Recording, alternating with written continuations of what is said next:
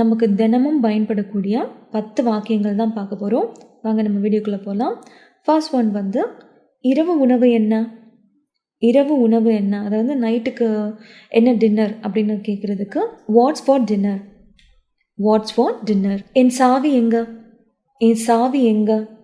Where are my keys, where are my keys. வீட்டுக்கு வந்ததும் எனக்கு ஃபோன் பண்ணு, வீட்டுக்கு வந்ததும் எனக்கு ஃபோன் பண்ணு. Call me when you get home, call me when you get home.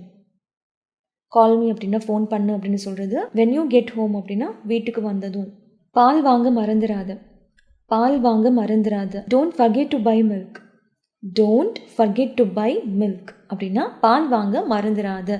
Milk அப்படின்னா பால், டோன்ட் ஃபர்கெட் அப்படின்னா மறந்துடாத அப்படின்னு சொல்கிறது. பை அப்படின்னா வாங்க, வாங்கிறதுக்கு. உடனே திரும்பி வா, உடனே திரும்பி வா. Be right back, be right back. என் முதுகில் வியர்வை இல்லை, என் முதுகில் வியர்வை இல்லை அப்படின்னு சொல்கிறதுக்கு no sweat off my back, no sweat off my back.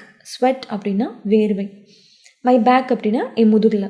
No sweat off my back அப்படின்னா என் முதுகில் வேர்வை இல்லை அப்படின்னு சொல்கிறது.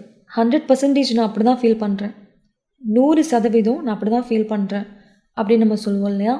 ஸோ அது இங்கிலீஷில் வந்து 100% that's exactly how I feel, 100% that's exactly how I feel.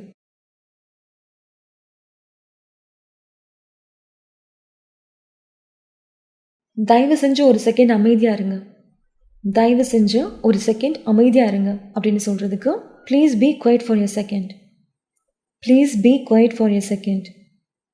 B quiet அப்படின்னா அமைதியாக இருங்க அப்படின்னு சொல்கிறது. என்னால் கவனம் செலுத்த முடியலை, என்னால் கவனம் செலுத்த முடியலை. I can't concentrate, I can't concentrate. I can't அப்படின்னா என்னால் முடியலை அப்படின்னு சொல்கிறது.